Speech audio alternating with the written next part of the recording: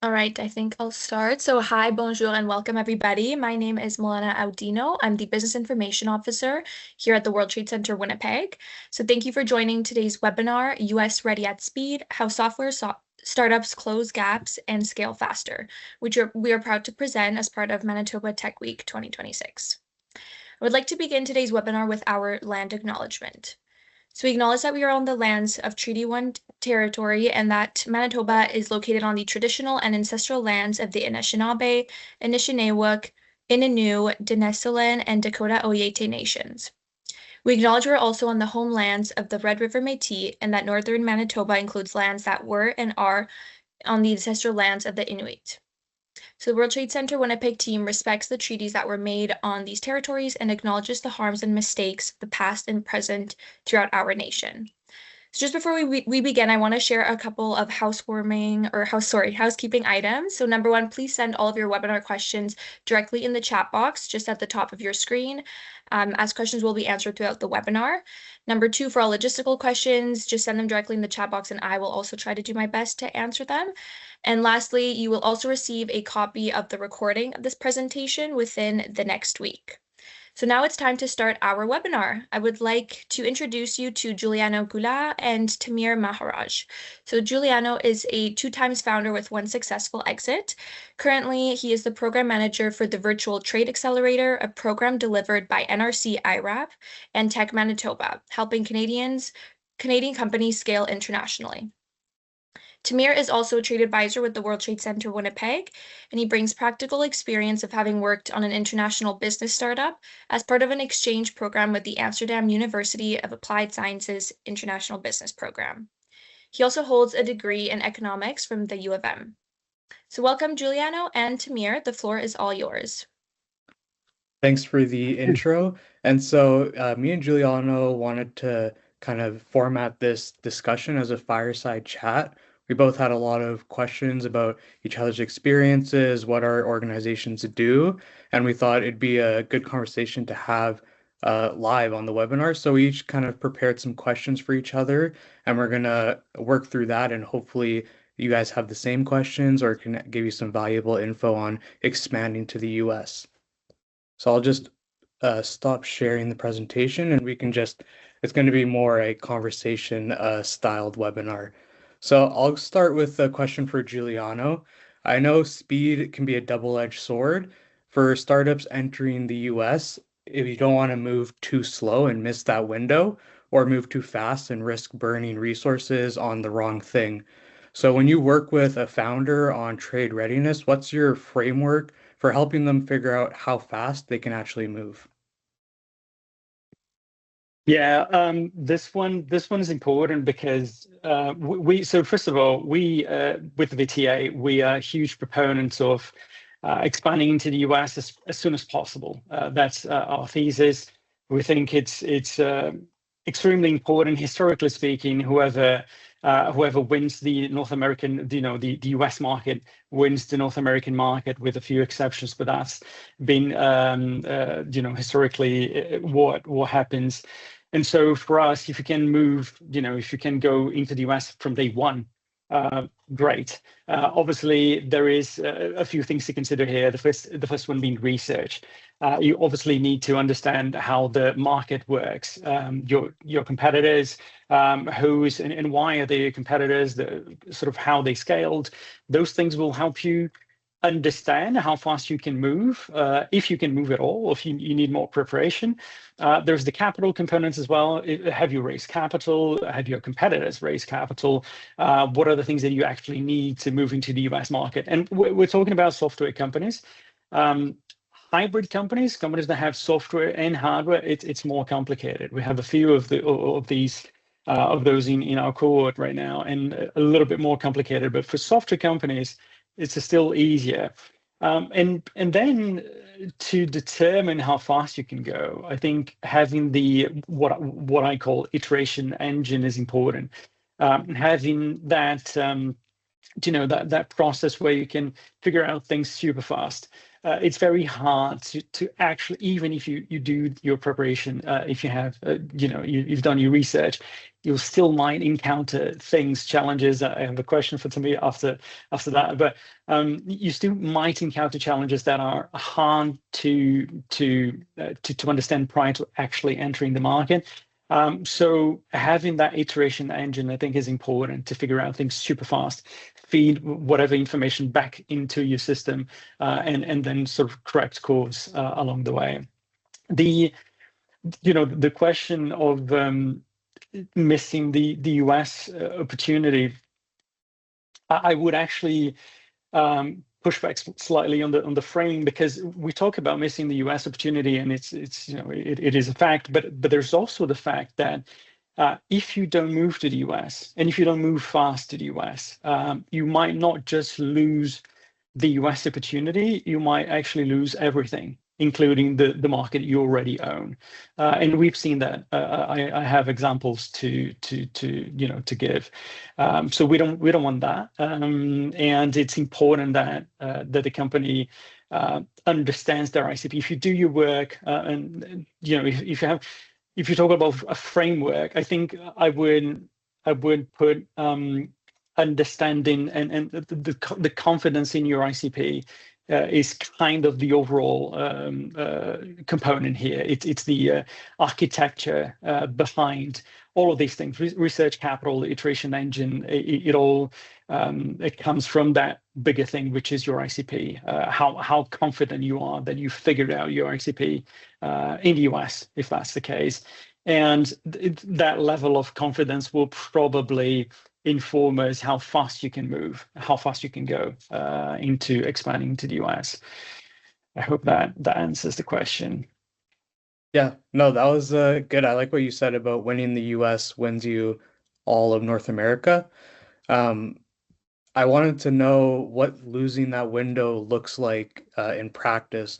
I'm not sure all founders kind of know what that can look like, or what that risk is when looking at how quick to go to the US.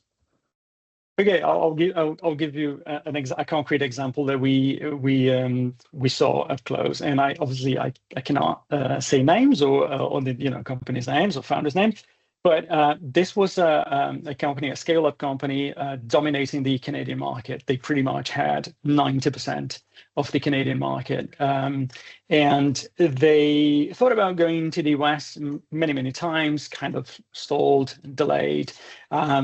Maybe we need more revenue, maybe we need to raise more capital, and there were all these conversations going on. And then suddenly, a US competitor with much deeper pockets entered the Canadian market, and I use this word not lightly, annihilated her company, sort of without even talking about acquisition, which is one of the ways that the American companies come into Canada is by acquiring a Canadian company. That's fairly common. That was not even the case. So this is an example of what missing that opportunity can look like. Again, historically, whoever wins in the American market can then win the North American market. It's tricky. It depends obviously on the sector you're operating in, the industry, but there is a sense of urgency, in my opinion, to go into the US. It needs to be done, whether you want it or not. Sometimes I know that that sort of comfortable space, the comfort zone, and being this is our market, we can flourish here. It's true to some degree, but there is a high risk with that. Interesting. So, can I ask you a question now? To me, a question tying back to what we talked about. So the World Trade Center Winnipeg sits at the intersection of trade, market access, and international business development. You see Canadian companies going through US expansion at different stages and from in different sectors. When a Canadian software startup thinks about entering the US, they often have a picture in their head of what their journey looks like. Based on what you see on the ground, where does that picture tend to be the most wrong? And what's the reality that catches them off guard? Okay, good question. So I think that the main thing that we see is a software company that's looking to go into the US, and their market entry strategy is what worked well in Canada, and that's their game plan to go to the US. I think you need significant modifications to your market entry strategy when looking to the US. This is for a few reasons, and the main differences that people might not expect or fully understand how much more competitive the US is, and also that it's a very different market with higher competition, very quick, rapid development cycle, and there's different market conditions where that same, uh, so having this like a large client back home or a big company you can put behind you gives you a lot of notoriety or legitimacy in Canada, and it's can become a shock at how much that won't translate when you go across the border, and that you often have to restart building all of that social proof, having to start from almost zero and build up those clients and referrals of companies to get people to trust you. It might be a shock at how slow it is to build trust in the US. And another thing is how punishing the market can be, which can be a good thing and a bad thing. Like you were saying Mm, before, it's important to quickly identify where your gaps are or what your customer might be missing and quickly implement it. We've heard the US market is a lot more punishing, and that can be a good thing because you mm, find out much quicker what needs to change. But if you go in without a focus and try to uh, target a bunch of different people, spread yourself too wide, you mm. won't be able to keep up with how quickly you need to move and might end up spreading yourself a little too thin. So I think that difference in market competitiveness and then also having to tailor down that focus is something that might not be expected. Yeah, focus is important, and we see that happening all the time with companies, even if they're just still in Canada. Focus and kind of spreading their stuff too thin is a problem. And now imagine doing that sort of at scale, trying to expand into a much bigger country. How often does that happen? Just to add on an add-on question here. Yeah, I mean, I think How often do you see that happening with your in your experience there? yeah, we see a lot where a company comes to us and their first question is, I'm going to expand to the US. We want to just go to the US without fully, if you can't answer more specifically, like we want to go for this type of customer or at least this location or something more specific than just the US. I think you're doomed to spread yourself a little too thin, and we see it a Mm. lot where through research and through some market intelligence, we then have to taper down into something a little more focused and targeted. Got it. Yeah, so I guess I'll go into my next question for you. Uh, Especially now with the US, we see a lot of trade tensions between Canada and US, and it's adding a new layer of uncertainty for founders thinking about going south. Software is a little less exposed than physical goods, but the Yeah. anxiety is still real. How are you advising startups right now? Is it push through it, take a pause, or adapt your approach? Yeah, the anxiety factor is real. Obviously, we hear that all the time. I hear like literally the first call that I have with the founder is that always comes up. I I think for software companies is a little bit different. I think it's, if I had to, in a nutshell, I think it's mostly noise, to be honest, at this point. Tariffs are taxes on sort of physical goods crossing the border, and that's software isn't crossing a border, obviously. And if you think of the risks of that happening, the US is a powerhouse. They sell software to the entire world. I would find it, unlikely that we would have a situation where they would push for a trade war, including software. That would be insane. I'm not I'm not putting anything past the current administration, but I think it's unlikely. And I think the exposure is not the same. If you have a hybrid company, like we have some companies that have software and hardware, that becomes a problem, yes. And you have to factor in the different risks that you have. In our case, we have 3 companies in this cohort that are dealing with hardware and software. So we actually had to work on, like, okay, what do we do? What are the markets that we try to go next, and make sure that you have enough resources and all of that. But for software, again, a less exposure, unlikely to affect anything in the transaction process in and on itself. But I would consider maybe the second order consequences of what's going on, and that's maybe investor sentiment getting cautious on Canadian deal flows. I don't know if you saw that, but Y Combinator had actually removed Canada from one of the countries that you could have your company in, and they undid that. So it's not they went back on that decision, so that's okay now. But it kind of freaked out the startup community, and just the general economic anxiety can slow procurement cycles on the buyer side. It's possible too. That's manageable, but it's still something that you can kind of consider. So the overall advice would be, let's just push through it. There's no need for a pause. You have to understand the scenario, but the signal's not the noise. There's a lot of noise, and if you just get caught up in the noise and the avalanche of news coming every day from the south of the border, you would not do anything. So just focus on your strategy. The noise is not a strategy, just what's on the table. Okay. And if you're purely a software company, definitely push through. Yeah, that's good. That's great. All right. Let me go to my question here then. I hope it's not too repetitive, because I do want your opinion as well on the trade war here. Obviously top of mind for a lot of folks that are possibly here watching us. SaaS, it's a different story, different position, maybe still risks here, and you're going to give me your opinion on that. But how should tech founders be thinking about what's real versus what's noise right now?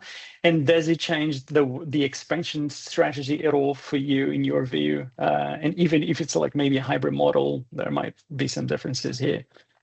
Yeah, I think actually this week's a great time to go over this, because I feel like this week we've had a ton of news. We had like the big tariffs being struck down by the Supreme Court, same day new tariffs pop up, and then all of this with Kuzma review happening this year as well. So there's definitely a lot of noise, and for software companies, especially for the tariff rates, like you said, these are on physical goods, and the software is not touched as much by this, not as affected. But I do think one place where it might affect you is how your buyers buy from you.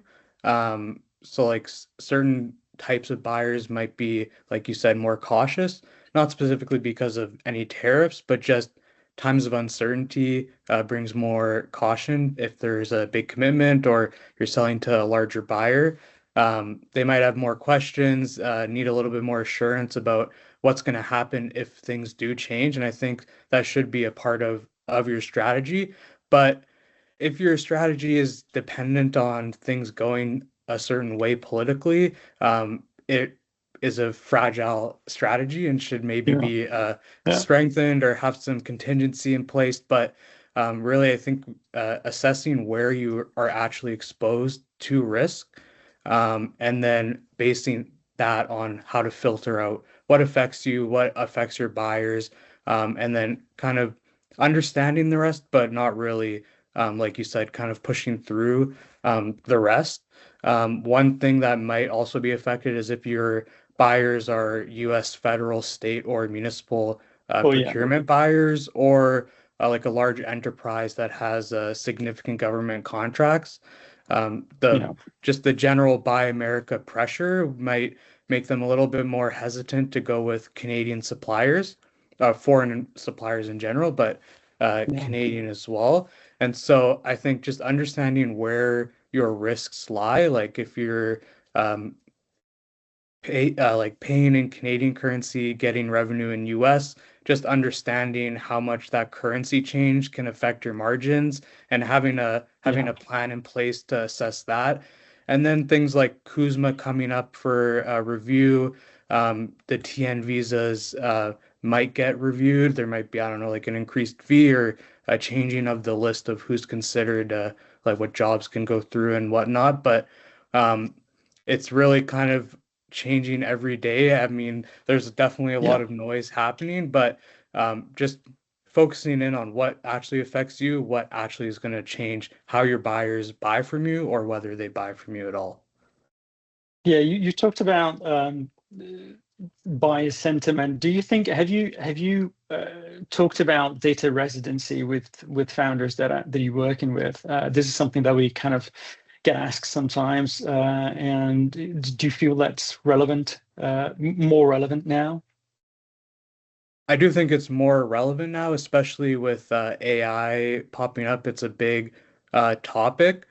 I do think that it's not an immediate issue. I know it's something to be concerned about and keep in mind, but I do think it's not going to fully develop for a while, and maybe not become an immediate issue soon. I think like it's good to understand where you might need to shift, and if you're in an industry that has sensitive data, then maybe it's something to be starting to consider now.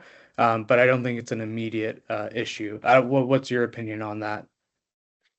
I think it's been more of a topic recently we've seen, and again, yeah, it depends on the industry, depends on what the client is actually doing. But with AI, we do feel that it's becoming a little bit more relevant to know where your data is, and it cuts both ways.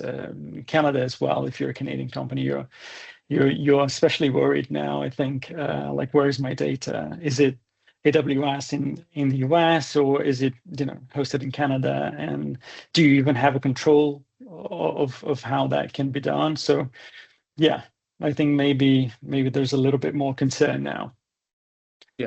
Yeah, I agree. But the consensus is pushed through.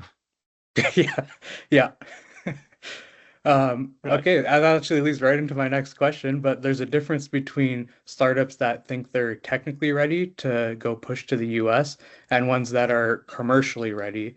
In your experience, what are the common gaps that actually will slow a founder down once they are in the US market?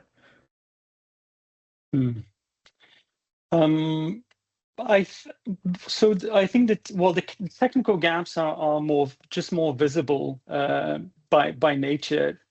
Typically, it's easier to see, and if I understand correctly, you're talking about like the technical aspects of a business, and if the product is serving, it's how it was intended to be used, and I think that's easier to see.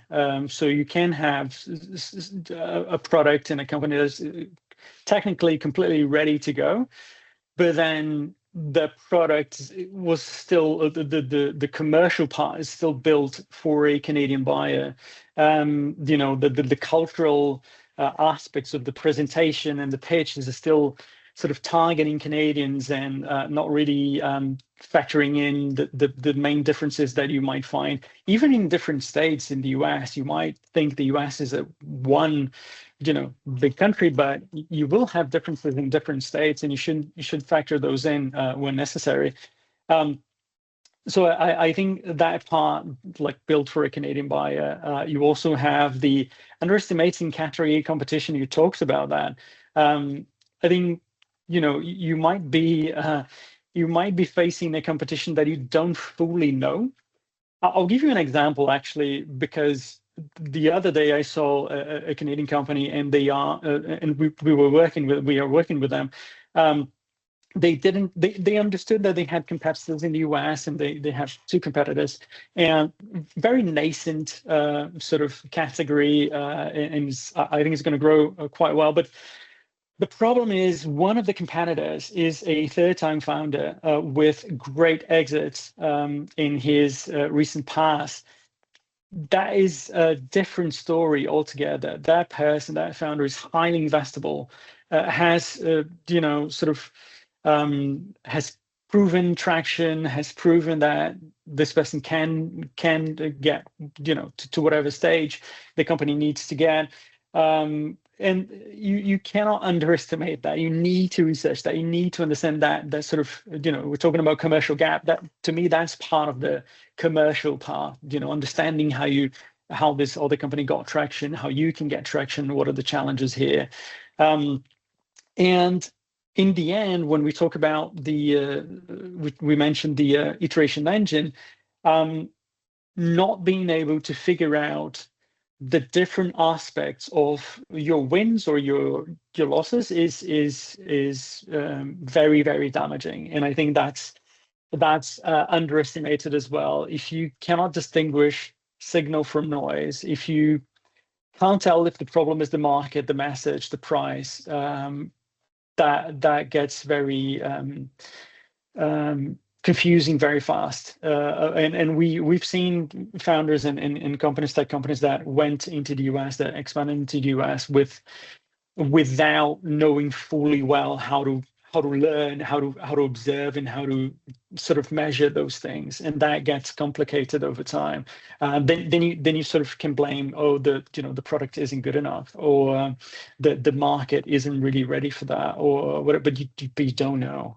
And we had companies that we worked with that had tried expanding into the US, didn't really succeed, and then with some support and now figuring out better how to measure those things, we're able now to, okay, so that wasn't the problem. The problem was this specific thing. And I think that's a current sort of a frequent scenario for Canadian companies.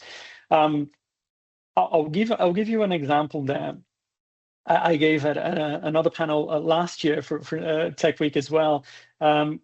We had Wealthsimple, that is, everyone kind of knows who they are. Wealthsimple started in 2014. They raised a considerable sum of capital. They raised actually more than their US counterparts at the time, and they expanded into the US in 2017.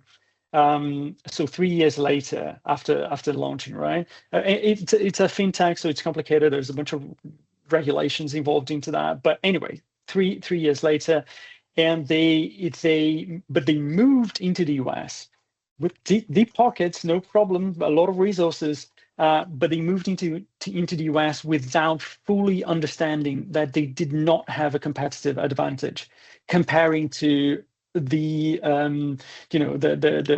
other players in that market, which were nascent, but already had the customer. So the idea that you could just offer basically the same thing, and they would just move to your platform, is not a strategy. Is hoping that this will happen. So anyway, it's very, we can go very deep into that example specifically, but it was a commercial mistake. The product was ready. They adapted to everything that they need to. Regulation-wise, everything was perfect. Everything was great for the US market. Commercially speaking, they did not have the advantage that they needed to. In those cases, you actually have to assess, okay, technically I have everything that I need, commercially I don't, so what do I do? And sometimes you will actually have to go back to the product to create a feature and create an edge and have that competitive advantage, or sometimes it might be the commercial side and the commercial side only. In Canada, they ended up becoming like this kind of fintech super app with a bunch of things, crypto and a lot of features, but which, if they had done that in the US, that would have allowed maybe them to win, but they ended up acquired by a competitor there. Another example is Element AI, which this one is almost painful to. I hope there's no one from Element AI here, but it was, you know, it was a jewel of Canada's tech ecosystem, a really brilliant world-class AI research company, and they raised $260 million USD, I think. So they actually a lot more than initially at the time US companies were raising, which could have been a problem as well, because they didn't have the urgency to create a product that was going to scale. But my point is, they did not create something that commercially viable for the US that they could just rinse and repeat and actually scale. So perfect, you know, great products, perfect sort of technically speaking, just brilliant. Not commercially, ready for the US, and that's anyway. Just to mention a few of the things that I think are the gaps that we see slowing founders down. I think those are a few of them. Yeah. Yeah, I was wondering if between certain industry focuses of these software companies, you see any one industry that's more affected by these differences between the Canada-US market, or is this pretty sector agnostic? Well, I mean, if you think of heavy regulated environment sectors, I think those are you can expect that they will slow down founders that are trying to expand into a different market for obvious reasons. I still think you should push really, really hard to try and expand either way. And there are difficulties in the process as well. I know we don't have to go into that tangent, but I know that Stripe, for example, which is a US company and it's a fintech company, it's basically infrastructure for payment. Stripe makes it quite hard for Canadian founders to be able to move into the US market fast. That has been my experience. We actually have a company right now in our cohort that is almost like fighting Stripe to be able to do the things that we need to do in order to sell and process payments into the US. So depending on the sector, you'll be it's going to be harder to move into. Heavy regulated sectors are just an obvious sort of roadblock there.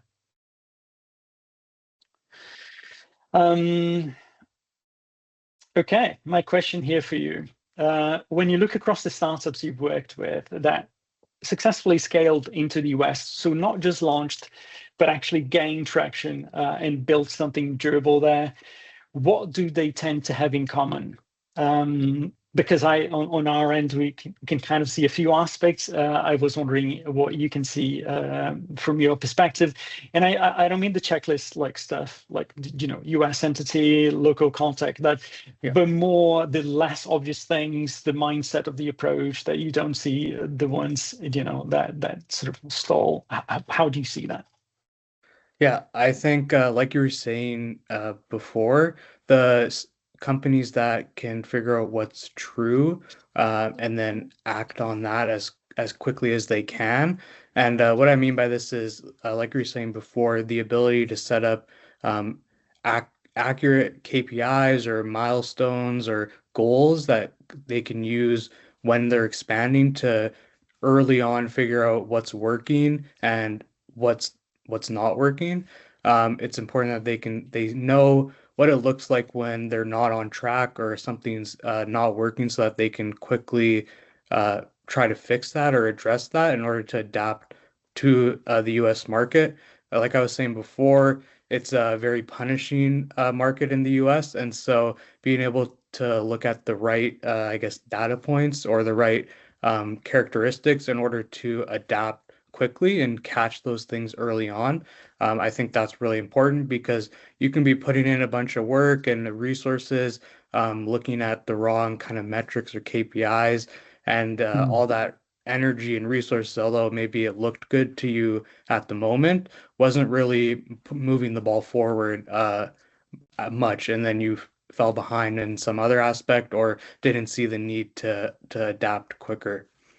And then the other one we see is that they pick a lane quickly and focus in on a proven market and prove that they can make sales in there, extract some revenue and sales from that market, and then expand later and not try to hit a bunch of different sectors or markets, customers at once, but really focus in on one kind of core market or a core customer, and then use that momentum to then later expand and then snowball from there.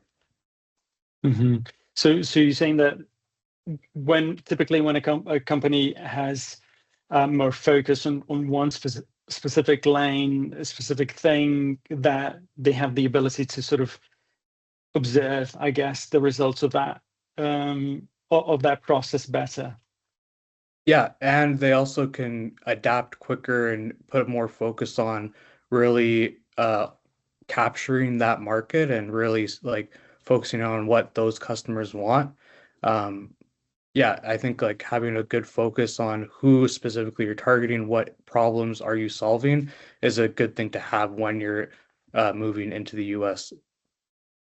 Yeah, I agree. Having that notion is as long, again, the iteration engine is important, and for that to work, you actually might have to choose a narrower focus and even possible ICPs, because sometimes you have so many ICPs that you can work with, and you kind of like, and we sometimes talk about that with companies as well. They have this kind of 36 possible ICPs, and okay, that is a lot to test. Let's maybe focus on 2 or 3 and figure out which one we will test further. Otherwise, it's just too much data to even try to understand.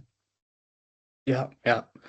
I'll go on to my next question. If a founder is in this room right now that's US ready but hasn't pulled the trigger yet, what's the usual reason for why they're stalling, and what would you tell them? Well, if you're truly US ready, then just stop stalling. No, I think there is a mindset shift I think Canadian founders need to make. And I'm Brazilian. I became Canadian 2 years ago. I love Canada. Obviously, I think we're if not the best country in the world, fairly close to the top. But this is something that I do see that radically changes if you go from sort of US and Canada, and the sense of urgency in expanding. It's also a different problem maybe, because I'll use Israel as an example here. They don't have a huge country, obviously, and so they need to go global from day one, if you will. They need to be an international company from day one. It's like they don't treat it as a milestone. It's just a default thing to do, and I think Canada has, obviously, we have 40 million people here, and it can give you the sense of like it's a good market. You can have some version of a successful company here. If you're going after something really big, that's where things get tricky, because if it's something like a sort of lifestyle business or something like that, then it's okay. But if you're going after a huge market, if you're really trying to put a dent into whatever market you're operating in, but we're kind of in a unique position because we are neighbors to the US, and the companies there are most certainly going to try to enter the Canadian market. It's just historically sort of a consequence of expanding a lot in the US, the next step is usually Canada. You don't go like, oh, let's go to Europe and then we'll expand into Canada. So it's a good and bad thing. It's good because you, as a Canadian company, you can definitely expand into the American market probably easier than European companies or Asian companies would be able to, or South American companies. But at the same time, the it cuts both ways. The American companies are definitely coming here. So I think the mindset has to change in the sense of we need to convince founders, or to at least to show the data and make sure the founders understand the risks of expanding into the US, but also the risks, the huge risks of not doing that fast enough. Your first question was around that, and I think the real risk of stalling is you can lose your own market again when a US company comes to your market, but now on their own terms, on their their resources and so on. So I'm not saying you go south unprepared. You obviously have to prepare for that. But I just think if you feel that you're ready and you've sort of done the research, and maybe you've got supported by WTC or the Virtual Trade Accelerator, Tech Manitoba, like that gives you more of a sense of, okay, I can really do it. But the mentality of like, okay, it becomes your ceiling. It becomes your ceiling because, oh, I can still expand in Canada. Yes, you can. Generally speaking, unless your American counterpart, competitor comes, you still. But when they do, they will come with, generally speaking, much deeper pockets. And so my advice would be just work on your ICP. Make sure that you do the work. Have a hypothesis about your first 10 customers, maybe. But set a date. Really establish, okay, this is the moment where I'm officially going to be expanding, if you will. And your competition, they're not going to wait for you to make the move. So just do it. Do the research, but do it. I like what you said about the risk is you losing your own home market, because I feel like a lot of us, or a lot of times, you can get comfortable with, oh, we're doing good in Canada. There's not really a need to risk going to the States, but I feel like that's a good risk that not a lot of people think about, that they might come here and then you lose what you have already. Yeah. Marketplaces, if you think of marketplaces, they are generally safer in terms of a venture, just because you have sort of critical mass, and you have both sides of that equation are using the whatever platform. But even then, if you think of Kijiji and you then think of Facebook Marketplace, even then it's a little bit risky. So yeah. Okay, my next question for you. So you work across the full ecosystem, founders, funders, accelerators, trade organizations. You get a view that most individual founders don't have. Is there a conversation about US expansion that you think needs to happen more? Something that's consistently missing from how the ecosystem talks about this, or a blind spot that keeps showing up that nobody's really addressing, or a few people are addressing? Do you have that? Yeah, I think what's covered is, like you're saying before, that kind of checklist of expanding, what you need, like setting up a bank account, if you want to register there, compliance issues. But something that I feel is missing from that conversation is the other aspects of trade readiness with like, do you know your target customer? What's your competitive edge? General market entry strategy. Those kind of more qualitative, less kind of checkmarked steps to do. I feel like there needs to be a conversation of, are you actually ready to go to the US? And if you're not, how can we get you there quick enough? This kind of bleeds into my second thing, was that using the available support earlier. We get a lot of Yeah. people who think that they can just reach out when they're expanding or when they're already in the US.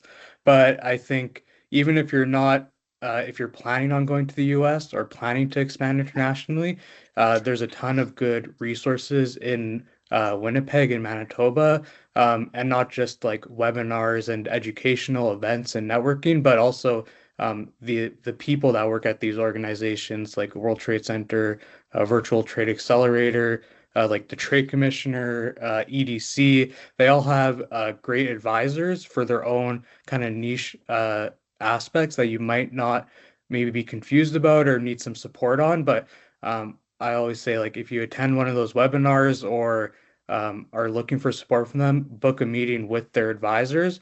You'll get like unique support that you wouldn't get from just attending the webinars, and it's support that's available. Even if you're not ready to use that support today, it's great to know what's out there for you, and maybe they do have something they can help you with to get you quicker expansion into the US and get you ready, really ready to start taking on that new market.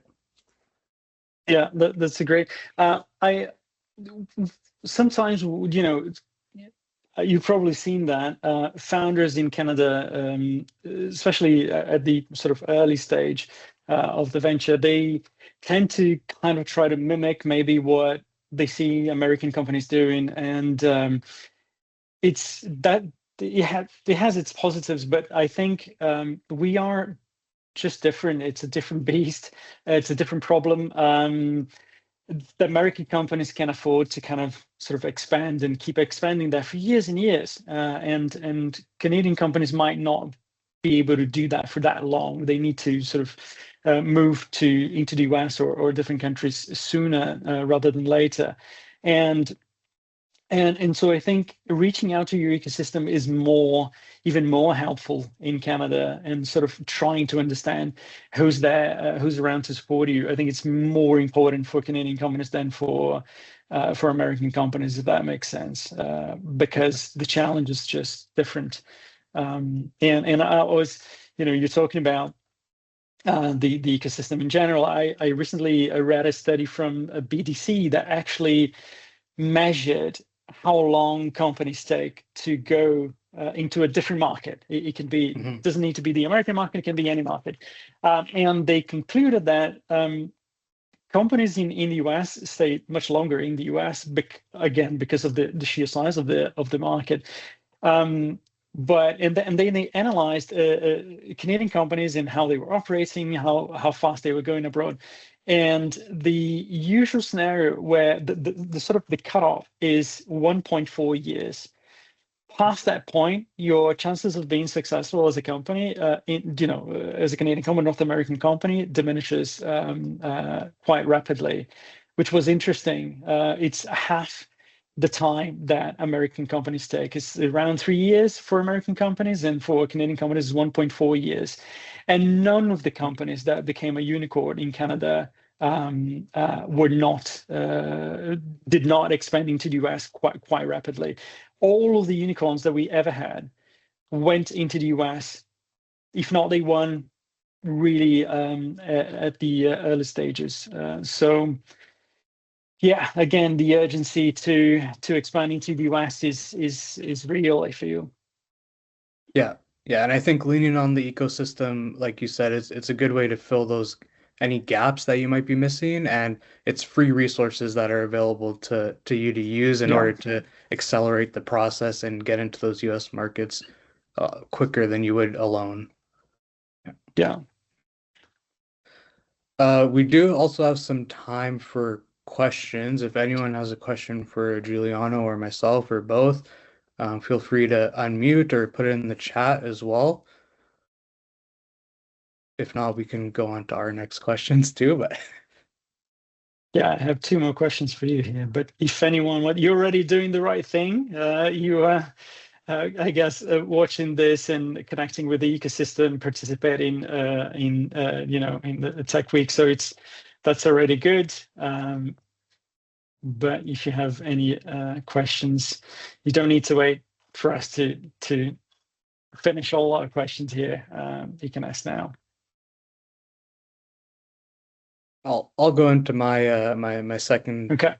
one of my other questions, but so before a founder starts to push heavy into the US, what's the minimum that you want to see from them that their product has to show that it actually works for US customers, and what does that proof look like? So I think the instinct is to look for revenue. A paying US customer, sign contract, that kind of thing. I would actually say that it matters. It's great if you can do that. But pushing companies to go faster into the US and to go earlier into the US, I think it makes sense to look at other sources of the sort of confirmation or validation to some degree. What I tend to tell founders is maybe we're not even talking about full-blown product market fit, but early signs of product market fit. That's what we need in order to, and actually to raise capital as well. I think that there's the two work really well. Whether you're raising capital or you're expanding into the US, you need early signs of product market fit.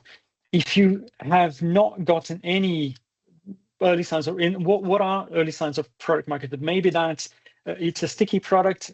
Customers are coming back for more. Maybe they're referring people, they're bringing colleagues into the product. Word of mouth is kind of working. Or even if all of that is not working, at least whoever is using the product keeps using the product and is very happy about the product. And even to confirm that, to validate that, you need conversations with them, and you need to engage with your sort of set of new customers and early customers. So if you have that, I think that's enough for you to think of making the move. Now, you need to do more than that, obviously. You need to understand the market a little bit better. Maybe the support again from the ecosystem is important. But I think that's one of the things that I would consider the minimum that they need to show to even think like, okay, can I really push hard in the US? I think that's the first thing that I would look at. It is the first thing that we look at when we onboard companies. Like, how sticky is your product? How do you have early signs of product market fit? Is the product sort of pulling you forward because there's demand and maybe your customers are asking for more? They want you to have new features that they are interested in, that kind of thing. I think that will be again the minimum they would need to show. Yeah, similar to like pushing that gas pedal down. When do you think that a Canadian company should hire a US employee? Do you recommend like from the get-go, or is this like company to company? What signal do you use to say you should start hiring or put an employee into the US? I think this might be, well, I think you don't. I think most founders actually hire their first US person too early, and this might be a little bit, but I do, and sort of for the wrong reasons. I think it's easy to see a US employee as the person who will maybe unlock the American market, and it may be, but not in the sense that you might have expected. You might think, oh, this person is going to open up a new sales channel, is going to work that and that. Although it's possible, it's rarely the case. What we've seen is that usually they fail to implement whatever sort of processes the founder or the core team thought, and it doesn't really go well. And after a few months, it's kind of like, oh, the US market is really complicated, it's really hard. When what happened is that the founders or the core people didn't go through the process of trying to do that themselves first, to then be able to sort of align that vision and that process with the person that is going to take care of that in the US. And when you go through that process, hopefully the US person can build on top of that and increase that and make it much better. But the baseline, the foundation, I think, needs to be the core team, needs to be the founders or the people that are responsible for that part already in Canada. Maybe you have already a sales team in Canada. How can that sales team either do that for the US, or if they're not, because you need network and you need connections, the right connections that can be really helpful, then the US person makes sense when you already have pre-established how to do that, and now is sort of passing the baton to that person. I think that makes sense. But before that, it's rare to see that going well if you hire too early, kind of like hoping that this person will just create the entire and unlock the entire American market for you. It's hard to see that happening. I have a question for you, if I may. So what's the best way for a founder to use trade organizations? We're talking about the ecosystem here. What's the best way for a founder to use trade organizations to actually speed up that learning process when founders try to protect themselves sort of from uncertainty and all of that?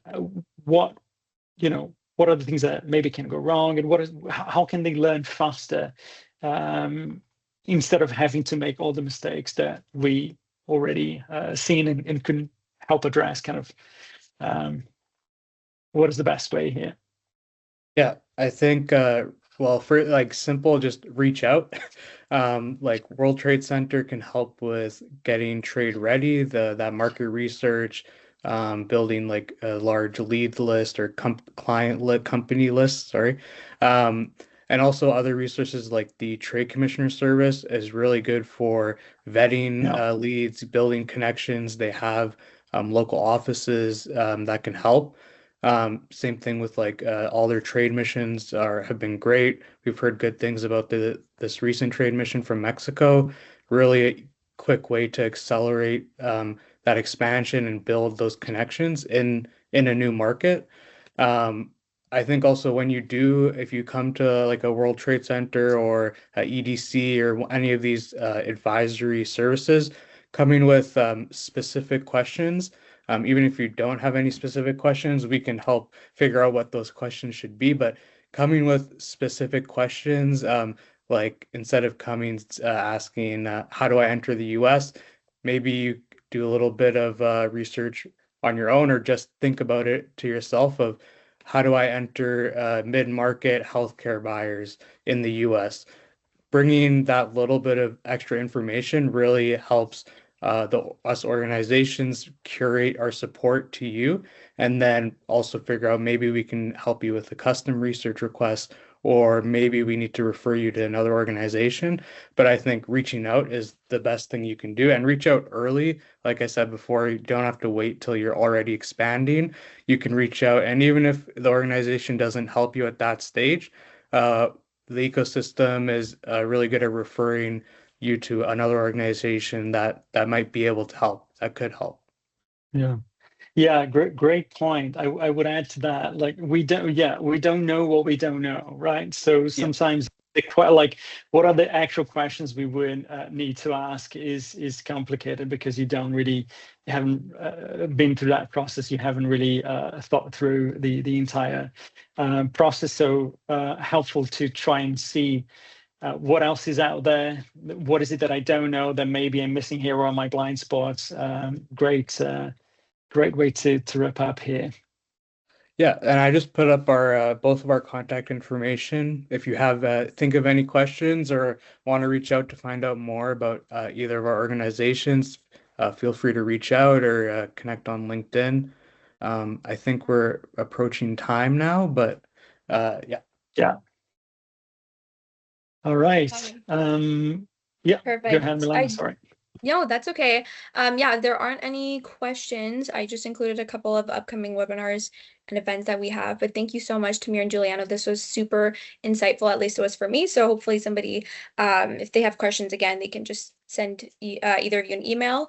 But thank you so much, and we'll see you guys online soon, hopefully. It was a pleasure.